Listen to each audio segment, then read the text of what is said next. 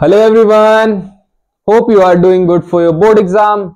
Welcome to another part of exam recap series. Today, this is the another part of basically vector algebra. In the first part, we have covered some few topics where a few part was left. तो उसको आज पहले cover करेंगे. And again, ये हमारा पहला part था. ये क्या था? पहला पार्ट. इसमें एडिशन ऑफ वेक्टर के बाद जैसे parallelogram, law of vector addition वो रह गया था, तो उसको इस पार्ट में कवर करेंगे. और कुछ चीजें रह गई थी तो उसको भी इस पार्ट में कवर करेंगे. और ये जो हमारा पार्ट 2 था इसको भी आज इसी पार्ट में कवर करने वाले हैं. तो चलिए स्टार्ट करते हैं. हमारा जो वेक्टर अलजेब्रा का पार्ट है उसको देख लेते हैं. तो in the first part I have discussed the triangle of vector addition, कि किस तरीके से ट्राइंगल ऑफ वेक्टर एडिशन करते हैं हम लोग. कि अगर if any vector are corresponding the side of triangle, then the resultant vector is given by the third side by reversing its direction. इसका मतलब क्या हुआ? हमारे पास एक वेक्टर A है, मतलब या तो ऐसे समझिए, हमारे पास एक ट्राइंगल है. क्या है? ट्राइंगल है. अगर ये हमारी, रुकिए एक बार इसको और सही से करते हैं. हमारे पास एक ट्राइंगल है A, B and C. AB is something A vector and BC is B vector. Then the resultant of A and B is given by AC by reversing its direction. तो मतलब CA से हम देंगे, उसका direction reverse कर देंगे तो AC हो जाएगा. तो रिजल्टेंट वेक्टर कैसा आएगा? कुछ ये आएगा, यहां से ये कुछ ऐसा. तो AC वेक्टर हमारा रिजल्टेंट वेक्टर हो जाएगा और किसके बराबर होगा? A vector plus B vector के. ये बात क्लियर होना चाहिए आपको. इसको मैंने पहले पार्ट में कवर कर दिया है. Parallelogram law of vector addition क्या कहता है? ये भी इस ट्रायंगल ऑफ वेक्टर एडिशन के तरीके है कि अगर दो vectors are the adjacent side of parallelogram. इसका मतलब क्या हुआ? अगर हमारे पास एक पैरेललोग्राम है, अगर उनकी दो एडजेसेंट साइड, ये दो एडजेसेंट साइड हो गई, अगर इनको एक वेक्टर को A बोले, दूसरे वेक्टर को B बोले, तो जो रिजल्टेंट वेक्टर होता है that is given bye this diagonal. तो इससे हम लोग रिजल्टेंट वेक्टर दे देते हैं. ठीक है. तो this is basically triangle law of vector addition का एक्स्ट्रा पार्ट है, उसी को यहां पर रिप्रेजेंट कर सकते हैं. तो C वेक्टर जो रिजल्टेंट वेक्टर है उसको हम क्या कहते हैं? A plus B. तो इस तरीके से रिजल्टेंट वेक्टर मिल जाता है हमें by this diagonal. If we talk about subtraction of two vector, subtraction is basically nothing but addition of two vectors. वो कैसे? अगर A माइनस B हमें करना है, मतलब हमने क्या किया? सब्ट्रैक्शन. लेकिन एक्चुअल में क्या है? A plus minus B. लिख के समझते हैं इसको. अगर we have to A minus B करना है तो it is nothing but A vector plus minus B vector. इसका मतलब क्या हुआ? एक वेक्टर A है, सपोज दैट ये हमारे पास वेक्टर A है और ये वेक्टर B है. ठीक है, एक वेक्टर B है. अब यहां पर क्या बोल रहा है? Minus B. माइनस से जब मल्टीप्लीकेशन करते हैं किसी वेक्टर में तो उसका डायरेक्शन रिवर्स हो जाता है. मैग्नीट्यूड वगैरह सब चीजें सेम रहेंगी, बस डायरेक्शन रिवर्स हो जाएगा. तो इसका ऊपर जा रहा था, अब ये डायरेक्शन कैसा हो गया? नीचे की तरफ. तो रिजल्टेंट वेक्टर हम ऐसे दे सकते हैं. तो वही है यहां पर A माइनस B. तो रिजल्टेंट वेक्टर कैसे दे सकते हैं? A minus B. तो ये हो गया सब्ट्रैक्शन ऑफ वेक्टर. उसके बाद आता है, ये क्लियर हो गया, सब्ट्रैक्शन ऑफ टू वेक्टर किस तरीके से करते हैं. एक वेक्टर A है, दूसरा वेक्टर B है, उसको हम लोग इस तरीके से लिख सकते हैं. Properties of vector addition. Basic property ये है कि जो हमारा वेक्टर एडिशन है that follows commutativity property. A plus B करो या B प्लस A करो, बात हमारे पास बराबर होती है. ठीक है. उसके बाद अगर बात करें position vector of its end points. If we are having the end points of position vector, then how we will write the position vector in terms of end points. तो वो देख लेते हैं हम लोग. सबसे पहले हमारे पास क्या गिवन है? Position vector. ये हमारे पास कोऑर्डिनेट एक्सिस है, ये एक्स एक्सिस है, ये है वाई एक्सिस. ये क्या है? वो एक्स बन गया. ये क्या है? Y axis. देखते जाइएगा, ये हमारे पास क्या है, एक्स एक्सिस, और ये क्या है, वाई एक्सिस। ये कोऑर्डिनेट एक्सिस होती है, इतना आपको पता है 2 डायमेंशन में। और हमारे पास एनी वेक्टर ए बी, एक ए बी वेक्टर है, ठीक। ए के जो कोऑर्डिनेट्स हैं दैट आर x1 y1, मतलब कुछ कोऑर्डिनेट्स होंगे इसके x2 y2, ठीक। अब अगर ए पॉइंट की बात करें तो एक पोजीशन वेक्टर OA होगा जो ए की पोजीशन को डिफाइन कर रहा होगा, that is OA vector, and B की पोजीशन को डिफाइन करने वाला OB वेक्टर, ठीक है। इतनी बात क्लियर। अगर हम ट्राइंगल ऑफ वेक्टर एडिशन से लिखना चाहें, ट्राइंगल ऑफ वेक्टर एडिशन से लिखना चाहें तो what we can write, OA vector plus AB vector can be written as resultant vector. कैसे देंगे, OB वेक्टर से रिजल्टेंट वेक्टर दे देंगे। इतनी बात क्लियर हो गई होगी आपको। मतलब ये हमारा एक ट्राइंगल हो गया, OA vector plus AB vector, two adjacent side of triangle, तो resultant vector is given by third side by reversing its direction. तो ये चीज क्लियर, ठीक। इतनी बात क्लियर हो गई आपको। अब क्या करेंगे, यहां से हमें AB वेक्टर फाइंड करना है, तो AB वेक्टर, क्योंकि हमें जो हमारा पोजीशन वेक्टर ऑफ AB है उसको इन टर्म्स ऑफ पॉइंट्स लाना है, मतलब जो हमारे कोऑर्डिनेट्स गिवन है उनके टर्म्स में लाना है, तो it is can be written as OB minus OA। ये बात क्लियर हुई। इसको हम लोग ऐसे लिख सकते हैं, AB equals to OB minus OA। इतनी बात क्लियर हो गई आपको। अब आप पूछ रहे होंगे OB vector that is position vector of point B, इसको कैसे लिखते हैं, OB वेक्टर को चलो लिखते हैं। OB vector can be written as x2 i cap plus y2 j cap. ये बात क्लियर है ना आपको। मतलब इसको हमने इस तरीके से लिखा, and OA vector can be written as x1 i cap y1 j cap. ये बात क्लियर हुई आपको। Now substituting these two values in this equation, तो वहां से हमें क्या मिलने वाला है, यहां देखते हैं। इन दोनों को इसमें पुट किया और इसको हम यहां लेकर आए, देखते जाइएगा। AB वेक्टर क्या है, AB vector OB minus OA। OB क्या है हमारे पास, x2 i cap plus y2 j cap minus x1 i cap plus y1 j cap. इतनी बात क्लियर हुई, हाँ क्लियर है। अब क्या करेंगे, x2 माइनस x1 को एक साथ लिखा और i कैप बाहर, x2 minus x1 i cap, तो i कैप को बाहर कॉमन ले लिया, साथ ही में y2 minus y1 j cap. तो इस तरीके से हम पोजीशन वेक्टर ऑफ AB को पॉइंट्स में लिख सकते हैं, किसी भी पॉइंट्स पे लिख सकते हैं। तो ये बेसिक सा था। आगे देख लेते हैं, multiplication of vector by scalar. इसका मतलब क्या हुआ, कोई भी हमारे पास वेक्टर है उसको कुछ स्केलर क्वांटिटी, स्केलर मतलब सिर्फ मैग्नीट्यूड से मल्टीप्लाई करेंगे तो क्या होने वाला है, उसकी या तो लेंथ इंक्रीज हो जाएगी या डिक्रीज हो जाएगी या उसका डायरेक्शन रिवर्स हो जाएगा। अब ये कब होंगे उसको देखते हैं। सबसे पहले अगर हमारे पास एक वेक्टर A है, ये हमारा एक वेक्टर A है, ठीक, आपको क्लियर है। अगर मैं इस वेक्टर में हाफ से मल्टीप्लाई कर दूं, तो क्या होगा, इसकी जो लेंथ है, मान लिया ये हाफ है, ये भी हाफ है, तो पूरा 1 है, यहां पर ये 1 है ना। तो अगर मैंने इसको हाफ से मल्टीप्लाई किया तो डायरेक्शन तो सेम रहने वाली है, लेकिन जो लेंथ ऑफ मैग्नीट्यूड है, मतलब जो मैग्नीट्यूड है ये जो लेंथ है ये हाफ हो जाएगी, तो ये हाफ ऑफ A हो जाएगा, क्योंकि यहां से मैग्नीट्यूड कितना है हमारे पास, हाफ। तो जो लेंथ 1 थी अब वो कितनी बची, हाफ हो गई।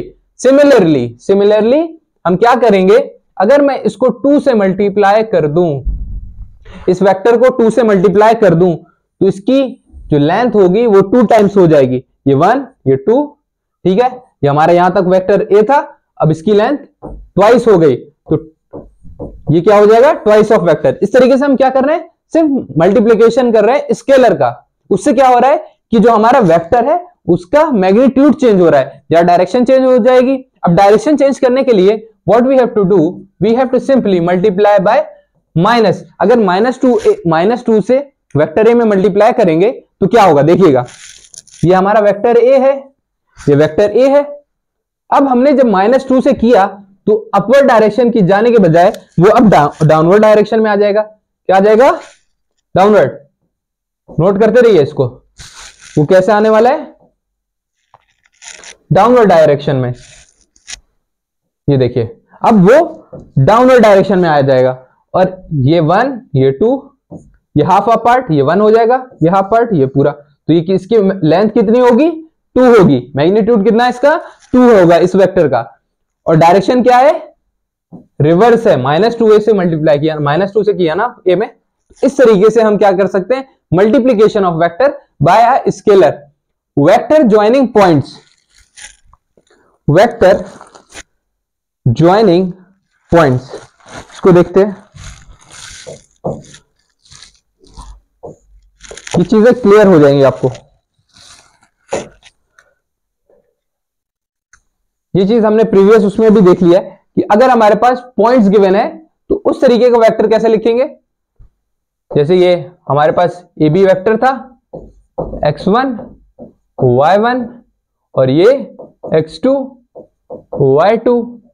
अगर इसको लिखना है, इसको लिखना है o, तो हमने क्या देख लिया कि AB can written as x2 minus x1 i cap x2, क्योंकि OA इनिशियल फिर AB ये OB फाइनल, तो x2 जो टर्मिनल पॉइंट है B that is x2 minus x1 जो इनिशियल पॉइंट था उसको लिखा i कैप i डायरेक्शन में, plus y2 minus y1 j cap. इसको आप देख सकते हैं। अगर मैं इसके मैग्नीट्यूड की बात करूं, अगर AB के मैग्नीट्यूड की बात करूं कि जो इसकी लेंथ होगी, ये लेंथ ये कितनी होगी, इसका मैग्नीट्यूड कितना होगा, तो we can calculate it by this x2 minus x1 whole square plus y2 minus y1 whole square. इतनी बात क्लियर, बहुत ही बढ़िया। आगे देखते हैं सेक्शन फॉर्मूला इंटरनल डिवीजन के लिए। हमने कोऑर्डिनेट ज्योमेट्री के अंदर या कोऑर्डिनेट की बात करूं तो वहां पर हमने इंटरनल डिवीजन की बात करी है कि किस तरीके से हमारे पास कोई लाइन सेगमेंट है, एक दूसरी लाइन उसको इंटरसेक्ट करती है किसी इंटरनल डिवीजन, मतलब अंदर। अगर ये लाइन है, ये लाइन आ रही है तो इसको अंदर डिवाइड कर रही है m/n में, तो इसको बोलते हैं इंटरनल डिवीजन। अगर यही लाइन इस लाइन को कुछ बाहर कट करे तो उसको क्या बोलते हैं, एक्सटर्नल डिवीजन। ये पूरा पार्ट हो जाएगा m, ये वाला पार्ट m हो जाएगा और ये वाला n। तो इस तरीके से ये होता है इंटरनल एक्सटर्नल डिवीजन। ठीक है, इसको चलिए हम लोग अब देखते हैं वेक्टर में किस तरीके से इंटरनल और एक्सटर्नल डिवीजन होता है। हमारे पास ये ओरिजिन है, ये हमारा ओरिजिन है, यहां से एक वेक्टर a है, एक वेक्टर a स्मॉल a लिख लीजिए, ये हमारा वेक्टर a है, एक वेक्टर b है, ये ए बी वेक्टर है, ए बी वेक्टर है, और एक लाइन है ओ आर, इसको m/n में काट रही है r पॉइंट पे। ये कौन सा वेक्टर है, r वेक्टर। हमारा एक वेक्टर a है, एक वेक्टर b है, और ये पोजीशन वेक्टर ए बी है। ये क्या कर रहा है, r एक लाइन है जो कि ए बी को m/n में r पॉइंट पर काट रही है, इंटरसेक्ट कर रही है। तो now we can write as br upon ra, br upon ra, that is what m upon n। ये आपको बात क्लियर है, ये इस रेशियो में r ने ab को काट दिया। ठीक है, इक्वेशन नंबर 1 मानिए। उसके बाद आप देख रहे होंगे अगर ट्राइंगल OBR में ट्राइंगल ऑफ वेक्टर एडिशन करें तो वी कैन राइट, अगर इन ट्राइंगल OBR में अगर क्या करें, applying triangle law of vector addition, तो उससे क्या कह सकते हैं हम लोग, that OB vector plus BR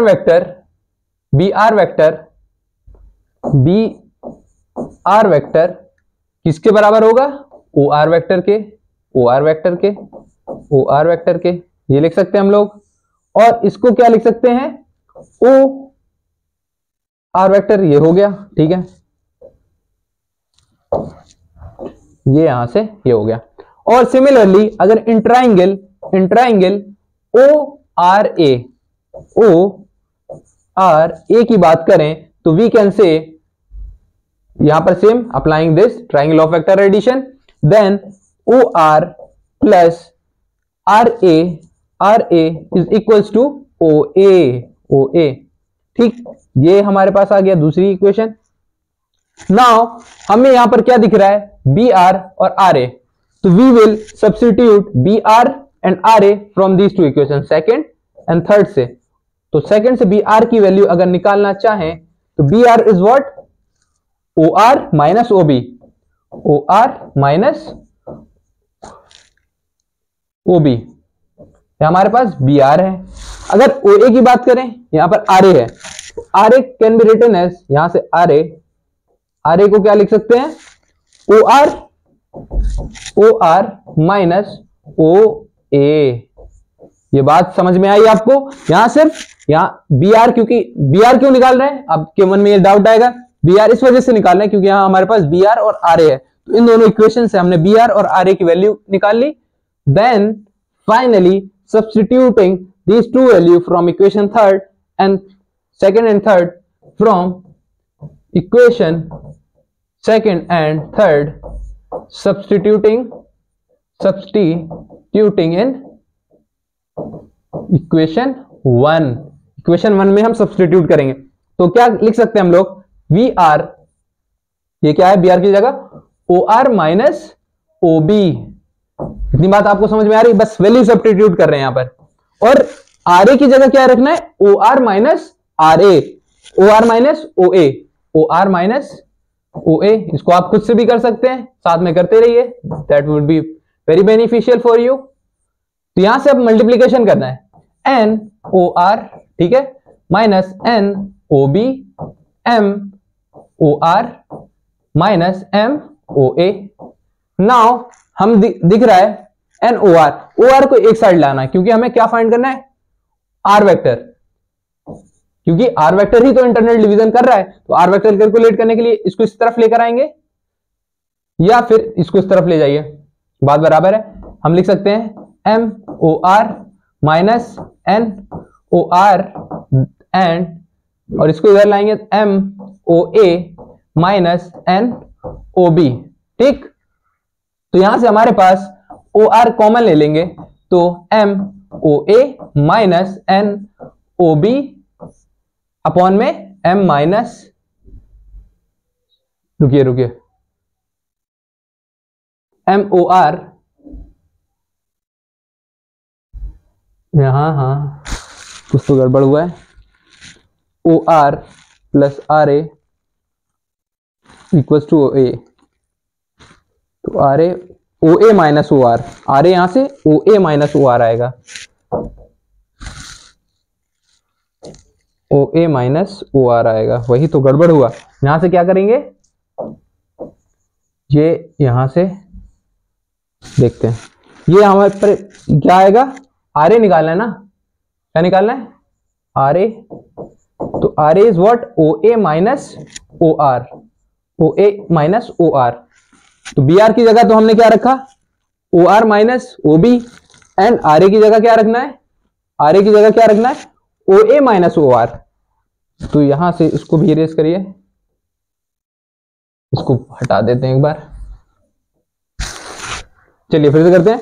ये क्या करना है, ओ ए माइनस ओ आर, ठीक, ये बात क्लियर आपको, सिर्फ वैल्यू सब्स्टिट्यूट करना है। अब इसको क्रॉस मल्टीप्लाई कर लीजिए, N O R minus N O B M O A minus M O R, ठीक। अब क्या करेंगे, ओ आर को एक साइड लाएंगे तो M O R plus N O R can be written as M O A plus N O B. ये बात क्लियर, ओ आर वेक्टर क्यों निकाल रहे हैं, क्योंकि यही तो फाइंड करना है कि जो हमारा ए बी को लाइन को इंटरसेक्ट करने वाला वेक्टर है वो कितना होगा, तो ओ आर है।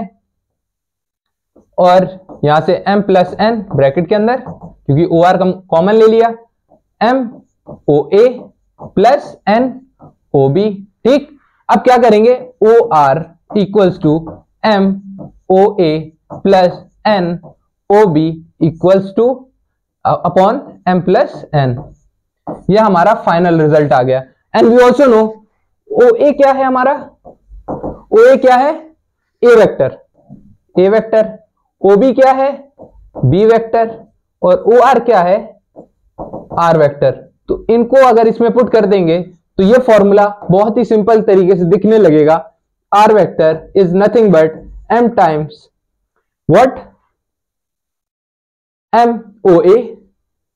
o a that is m a plus n o b that is n b upon m plus n। तो इस तरीके से हम लोग इंटरनल डिवीजन निकाल सकते हैं। क्या कर सकते हैं, निकाल सकते हैं।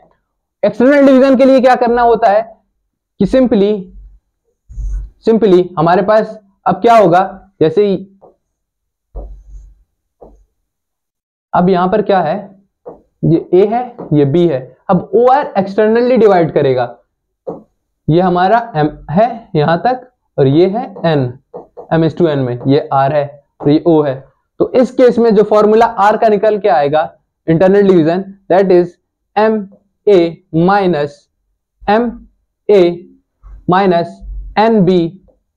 nb upon m minus n। तो इस तरीके से हम निकाल सकते हैं, बहुत ही सिंपल। अगर मैं बात करूं मिड पॉइंट फॉर्मूला की, तो ये क्या है, सेक्शन फॉर्मूला से ही इंटरनल डिवीजन से निकाल सकते हैं। इंटरनल डिवीजन में अब मिड पॉइंट से मतलब क्या समझ में आ रहा है आपको, कि मिड पॉइंट पर है जो इंटरनल डिवीजन हो रहा है, वो बिल्कुल मिड पॉइंट पर है। मतलब जो रेशियो है 1:1 का है। क्या है रेशियो, 1:1 जो हमारा इंटरनल डिवीजन हो रहा है। जैसे ये ए था, ये बी, तो ये जो डिवीजन है ये 1:1 का है। मतलब ये पार्ट भी 1 और ये वाला पार्ट भी 1।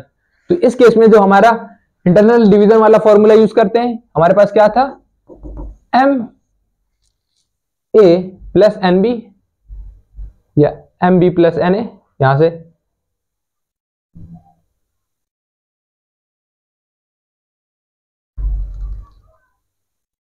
तो एम बी या एम ए लिख लीजिए, क्योंकि इस पार्ट की बात कर रहे हैं। R vector can be written as m a plus N B upon m plus n, and what we have, m is what, 1 into a plus 1 into b upon 1 plus 1, and we can write a plus b upon 2, that is r vector। तो mid point formula यही रहता है simply. आगे देखते हैं, इसके बाद क्या है, product of two vectors. In the previous part या प्रीवियस अभी हमने क्या देखा कि मतलब एक वेक्टर गिवन है, उसको स्केलर से मल्टीप्लाई करेंगे तो क्या होगा, now we have two vectors. अगर हमारे पास टू वेक्टर्स आ जाए तो उस केस में प्रोडक्ट कैसा होगा, स्केलर प्रोडक्ट के लिए बात करें या डॉट प्रोडक्ट। स्केलर प्रोडक्ट मतलब तो वेक्टर्स को मल्टीप्लाई करने के बाद जो रिजल्टेंट आएगा वो कैसा रहने वाला है, स्केलर क्वांटिटी। जैसे हमारे पास एक वेक्टर ए है, एक वेक्टर बी है, एक वेक्टर ए है, एक वेक्टर बी है, comprising an angle theta between them. तो a dot b is equal to what, magnitude of a magnitude of b cos theta. ये हमारा डॉट प्रोडक्ट कहलाता है। चेक किया, ये क्या कहलाता है, हमने क्या किया, दो वेक्टर्स को डॉट प्रोडक्ट करवाया, इसलिए इसको डॉट प्रोडक्ट भी कहते हैं। स्केलर प्रोडक्ट इस वजह से कहते हैं क्योंकि जो मैग्नीट्यूड आया तो इन दोनों को मल्टीप्लाई करने के बाद वो क्या आ रहा है, सिर्फ और मैग्नीट्यूड आ रहा है, तो इस वजह से इसको बोल रहे हैं स्केलर प्रोडक्ट। इतनी बात क्लियर हुई। साथ ही में प्रॉपर्टीज ऑफ स्केलर प्रोडक्ट देखें तो कम्यूटेटिव प्रॉपर्टी होल होती है यहां पर, a dot B is what, या b डॉट ए कर लीजिए। ये चीज आपको क्लियर होना चाहिए, ये यहां से देख सकते हैं। और एक इंपॉर्टेंट प्रॉपर्टी और आती है, a dot A is what, या a स्क्वायर कर लीजिए। इसको थोड़ा साफ करते हैं। यहां से देखिए, अगर ए स्क्वायर, इसको क्या लिख सकते हैं, A dot A vector and A dot A is what, दो वेक्टर का क्या हो रहा है, डॉट प्रोडक्ट हो रहा है। तो पहला वेक्टर का मैग्नीट्यूड, दूसरे वेक्टर का मैग्नीट्यूड, और साथ ही में इन दोनों के बीच के एंगल आपको दिख रहा होगा, ये दोनों क्या है, सेम वेक्टर है, तो एंगल कितना है, 0, एंड cos 0 इज 1, यहां cos 0 1, तो ए डॉट ए का मैग्नीट्यूड cos 0 1, तो यहां से सिंपली ए मैग्नीट्यूड का होल स्क्वायर लिख सकते हैं। तो ये वाली प्रॉपर्टी याद रखिए, ए डॉट ए या फिर ए स्क्वायर, बहुत ही मतलब बहुत ही ज्यादा इंपॉर्टेंट है। ये हमने स्केलर प्रोडक्ट देख लिया और इसको यहां से इस तरीके से कर सकते हैं। आगे देखते हैं condition of perpendicularity of two vector. अगर हम बात करें, we have suppose that a vector a1 i cap, a2 j cap, a3 k cap, ये वो वेक्टर है, मतलब 3 डायमेंशनल वेक्टर है जिसके 3 डायमेंशन है, मतलब i j k कैप में है b, b1 i cap, b2 j cap, b3 k cap. ये हमारा दूसरा वेक्टर है b, एक वेक्टर a एक वेक्टर b। अगर हम इनका डॉट प्रोडक्ट करवाएं, क्या निकालना है हमें, परपेंडिकुलरिटी। परपेंडिकुलरिटी कैसे निकलेगी, पहले इनका डॉट प्रोडक्ट करवाते हैं, और इससे क्या मतलब है कि जो एंगल दोनों बराबर 90, मतलब एक वेक्टर a ये है, ये b है, के बीच का एंगल 90 डिग्री है। तो डॉट प्रोडक्ट करिए, a dot b, a dot b। अब इसमें जब हम डॉट प्रोडक्ट करते हैं तो क्या लिखते हैं, magnitude of a magnitude of b cos of angle between them that is 90। तो ये पार्ट तो 0 हो जाएगा, cos 90 क्या होता है, 0 होता है, तो होल पार्ट बिकम 0। तो डॉट प्रोडक्ट हमारा क्या आ जाएगा, 0 आ जाएगा in case of perpendicularity of to vectors. ये हमारी कंडीशन है। अगर हम बात करें ये डॉट प्रोडक्ट कैसे निकालेंगे, हमारे पास एक वेक्टर a है, a1 i cap plus a2 j cap plus a3 k cap, दूसरा वेक्टर b है that is b1 i cap, b2 j cap, b3 k cap. तो सिंपली हमें क्या करना होता है, i कैप के करस्पॉन्डिंग जो ये एलिमेंट्स है इनको मल्टीप्लाई कर दो, a1 a2 plus jk, sorry यहां से a1 b1, ये क्या हो जाएगा, a1 b1 plus a2 b2 plus a3 b3 equals to 0। ये अदर कंडीशन आ गई, मतलब अगर ये इस तरीके का वेक्टर गिवन है तो this is the condition of perpendicularity. Scalar product of unit vectors. अब यूनिट वेक्टर्स आपको पता है वो वेक्टर्स यूनिट वेक्टर होते हैं जिनका मैग्नीट्यूड 1 हो। और यूनिट वेक्टर निकालते कैसे हैं, यूनिट वेक्टर सिंपली जैसे आई कैप की बात करें या फिर एनी वेक्टर ए कैप से यूनिट वेक्टर को डिनोट करते हैं, vector upon magnitude of vector, इस तरीके से यूनिट वेक्टर निकालते हैं। अगर हम बात करें unit vector along X axis, तो उसको हम लोग आई से रिप्रेजेंट करते हैं, आई कैप, और unit vector along J axis, Z axis, Y axis that is J, और जेड एक्सिस के अलोंग के कैप होता है यूनिट वेक्टर। तो ये हमारे यूनिट वेक्टर है along X Y and Z. अब बात करें अगर इन यूनिट वेक्टर्स का डॉट प्रोडक्ट करवाएं, मतलब आई डॉट आई करवाएं, तो क्या आएगा। अब देखिए पहला वेक्टर दूसरा वेक्टर आई डॉट आई, तो इस केस में इसकी वैल्यू 1 आती है। ये कैसे आती है, पहला वेक्टर का मैग्नीट्यूड दूसरे वेक्टर का magnitude cos of angle between them, as you can see these vectors are in same direction, तो एंगल बिटवीन देम इज 0, तो cos 0 1, तो यहां से पहले का मैग्नीट्यूड 1 दूसरे का मैग्नीट्यूड 1 और cos 0 1, तो वी कैन राइट 1। तो यहां से ये बात क्लियर हुई कि 1 कैसे आया। ऐसे j डॉट जे भी 1 आता है एंड k डॉट के भी 1 आता है। और अगर हम i डॉट जे करवाएं तो i वेक्टर क्या होता है अलोंग एक्स एक्सिस, ये j एक्सिस मतलब ये y है, ये x है, ये z है, तो यहाँ k वेक्टर होगा यूनिट वेक्टर। अगर मैं i डॉट j करवाऊं तो इन दोनों के बीच का एंगल कितना है 90 डिग्री, तो cos 90 0 हो जाएगा, तो ये 0 आ जाएगा। i डॉट k करवाऊं तो फिर 90 0। तो आप इसको याद करने के पॉइंट ऑफ व्यू से अगर बात करूं मैं तो कैसे याद कर सकते हैं, अगर डॉट प्रोडक्ट में यूनिट वेक्टर सेम है, मतलब i dot i, j dot j या k डॉट k, तो उस केस में आंसर कितना आएगा 1। और apart from it I dot J या जे डॉट आई के डॉट आई कुछ भी होगा तो उस केस में आंसर क्या आएगा 0। और क्यों आ रहा है? क्योंकि एंगल उनके बीच का 90 होता है और cos 90 की वैल्यू 0 होती है, तो वहां से जब डॉट प्रोडक्ट करेंगे तो 0 निकल कर आएगा। ये बात क्लियर हो गई होगी आपको। अब if you want to calculate the angle between two vectors, then how we will do? And we also know a dot b हमें डॉट प्रोडक्ट पता है क्या? Magnitude of a upon into magnitude of b into cos theta, ये हमारा dot product कहलाता है। And if you want to calculate this angle theta, angle between two vectors, ये हमारा वेक्टर a है, ये वेक्टर b है, ये वेक्टर a है, ये वेक्टर b है, and this is the theta angle between these two vectors.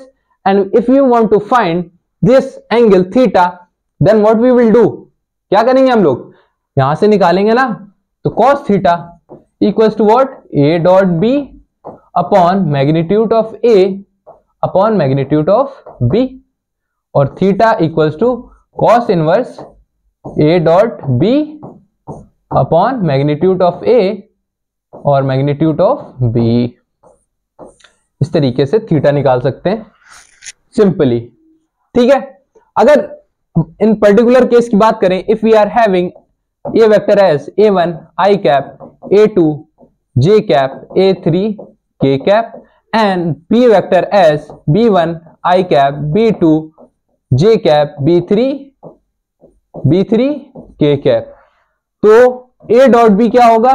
a dot b हमने पहले सीख लिया है कि करस्पॉन्डिंग ये जो एलिमेंट्स इनको मल्टीप्लाई करो, a1 b1 plus a2 b2 a3 b3, ये हमारा a डॉट b आ गया। इसको यहां पुट कर दो, cos inverse a dot b a1 a2 b1 b2, sorry ऐसे नहीं होगा, a1 a2 a1 b1, यहां से a1 b1 a2 b2 और a3 b3 अपॉन में मैग्नीट्यूड ऑफ a का मैग्नीट्यूड कैसे निकालेंगे? a का मैग्नीट्यूड की बात करूं तो ऐसे निकालते हैं हम लोग, a1 square plus this a2 square plus a3 square, और इसकी बात करें मैग्नीट्यूड ऑफ b, इसको क्या करेंगे? b1 square b2 square b3 square, तो इस तरीके से हम कर सकते हैं, ठीक। अब यहां पर क्या करेंगे? Under root magnitude of a1 square a2 square plus a3 square, और साथ ही में मैग्नीट्यूड ऑफ b कितना होगा? b1 square b2 square b3 square. This way we can calculate angle theta by putting all the values in this formula। अगर मैं बात करूं projection of a vector on a line, बहुत ही important, मतलब बच्चे इतना ज्यादा कंफ्यूज हो रहे हैं ना, इसमें है कुछ भी नहीं लेकिन कंफ्यूजन बहुत ज्यादा है, तो इसको हम लोग बहुत इजी तरीके से टैकल करने वाले हैं। इसके बाद खाली है स्लाइड नहीं है, चलिए पहले यहां देख लेते हैं। ये आपको क्लियर है? मैं इसको थोड़ा इरेज करूंगा, यहां पर स्पेस की कमी है, इसको आप नोट डाउन कर सकते हैं स्टॉप करके, इसको मैं इरेज कर दूं, ठीक। अब देखते हैं projection of a vector on a line, इसका मतलब होता क्या है? ये देखिए, एक वेक्टर a है, ठीक है भाई, एक वेक्टर b है, ये भी बात क्लियर। अब इस वेक्टर को इसका प्रोजेक्शन लेना है इस पर, प्रोजेक्शन मतलब क्या? इमेज लेना, मतलब इसका हॉरिजॉन्टल पर कितना इमेज, अगर यहां से हम लाइट डालें, यहां से लाइट डालें तो इस पर कितना इमेज आएगा, तो वो कहलाता है प्रोजेक्शन। तो यहां तक आएगी या क्या, ये कितना आएगा? इतना पार्ट आएगा, ठीक। ये क्या कहला रहा है? प्रोजेक्शन ऑन दिस अलोंग ए। तो अगर हमें बी वेक्टर को क्या निकालना है? उसका प्रोजेक्शन निकालना है अलोंग ए। फिर से सुनिए, बी वेक्टर का अगर प्रोजेक्शन निकालना है अलोंग ए, तो किस तरीके से निकालेंगे? We will use dot product, and we know from dot product A dot B is what? Magnitude of A magnitude of B cos theta. ये जो पार्ट है बी कॉस थीटा, ये है projection of vector B on vector A. B cos theta is what?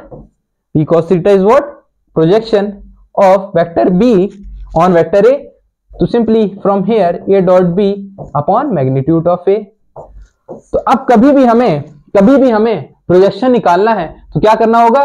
पहले dot product दो vector का निकालिए A dot B, और जिस वेक्टर पर आपको प्रोजेक्शन निकालना है, इन दिस केस हमें A पर प्रोजेक्शन निकालना था, तो A से A के मैग्नीट्यूड से डिवाइड कर देंगे, तो हमारा क्या आ जाएगा? Projection of vector on A axis, मतलब A वेक्टर पे प्रोजेक्शन आ जाएगा। ठीक, इसके बाद एक और चीज आती है, कंपोनेंट्स किस तरीके से निकालना है। मतलब कोई वेक्टर है, उसका कंपोनेंट, अगर इसी वेक्टर की बात करूं कि B वेक्टर का कंपोनेंट, हॉरिजॉन्टल कंपोनेंट क्या होगा? अगर ये x एक्सिस है तो हॉरिजॉन्टल कंपोनेंट क्या होगा? तो उसको निकालने के लिए हमें क्या करना होता है? जो हमारा प्रोजेक्शन आया है, ये जो प्रोजेक्शन आया है, इसमें सिंपली मल्टीप्लाई कर देंगे इस डायरेक्शन के यूनिट वेक्टर से। और यूनिट वेक्टर कैसे निकलेगा? ए वेक्टर है, इसका यूनिट वेक्टर कैसे निकलेगा? A vector upon magnitude of A, that is A cap. इससे सिंपली मल्टीप्लाई कर देंगे, तो यहां से हमारा जो कंपोनेंट आएगा, कंपोनेंट अलोंग एक्स एक्सिस के अलोंग जो कंपोनेंट ऑफ वेक्टर बी का, तो वी कैन राइट कैसे लिखेंगे? प्रोजेक्शन लिखिए A dot B upon magnitude of A. इसको थोड़ा साफ करते हैं, इसको हटाते हैं, A dot B upon magnitude of A, ये लिखा। साथ ही में मल्टीप्लाई करेंगे यूनिट वेक्टर, और यूनिट वेक्टर क्या है? A vector upon magnitude of A vector. तो ये आ जाएगा कंपोनेंट अलोंग एक्स एक्सिस। अगर परपेंडिकुलर कंपोनेंट की बात करें तो सिंपली, अगर परपेंडिकुलर कंपोनेंट की बात करें, परपेंडिकुलर कंपोनेंट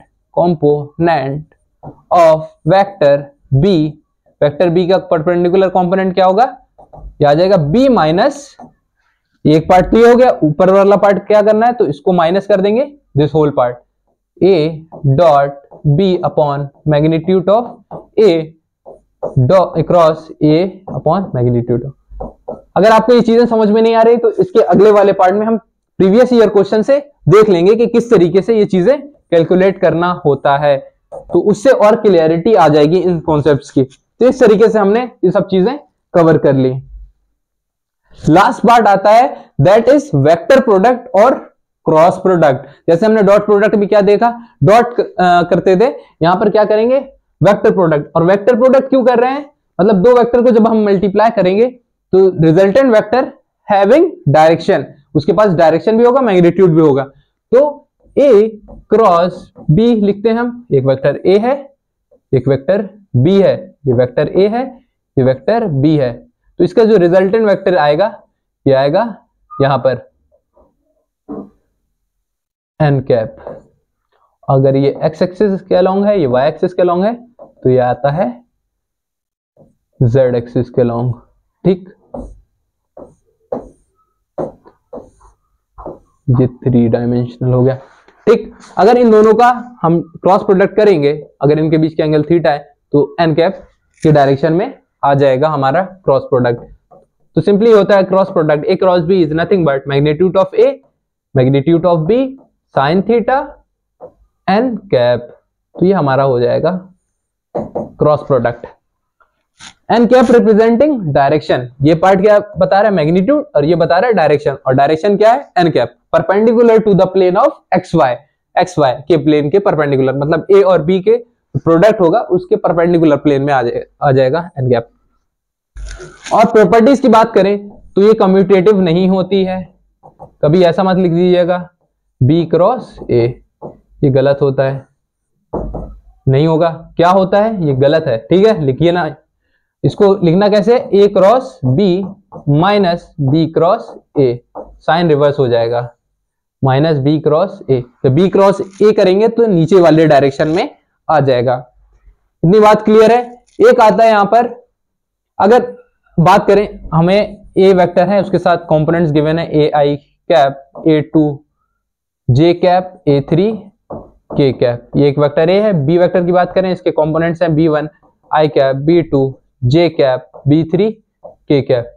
अगर हमें इसको ए क्रॉस बी निकालना है, ए क्रॉस बी करना है, तो हम लोग डिटर्मिनेंट की वैल्यू निकालेंगे, आई जे के, आई जे के, आई के नीचे आई वाले कंपोनेंट्स मतलब एलिमेंट्स A1, जे के नीचे जे वाले A2 और के नीचे के वाला A3, और साथ ही में इसकी बात करें तो B1 B2 B3।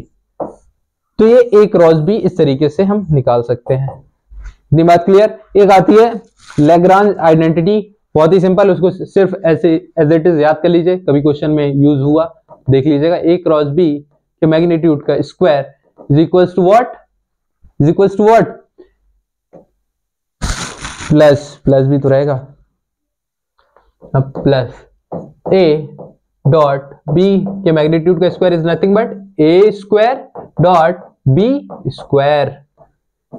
इसको ये क्या है, लैग्रांज आइडेंटिटी कह सकते हैं। ठीक, ये बात हो गई। अब आता है इसमें भाई, हमने क्रॉस प्रोडक्ट किया, इससे क्या निकाल सकते हैं, इसकी मतलब यूज कैसे कर सकते हैं। हमारे पास पैरेललोग्राम है, इसका एरिया निकाल सकते हैं, we can calculate its area. तो एरिया निकालने के लिए एरिया ऑफ पैरेललोग्राम कैसे निकालेंगे, कैसे निकालेंगे, ए क्रॉस बी निकालेंगे, उसका मैग्नीट्यूड ले लेंगे। ठीक, तो इससे आ जाएगा हमारा एरिया ऑफ पैरेललोग्राम।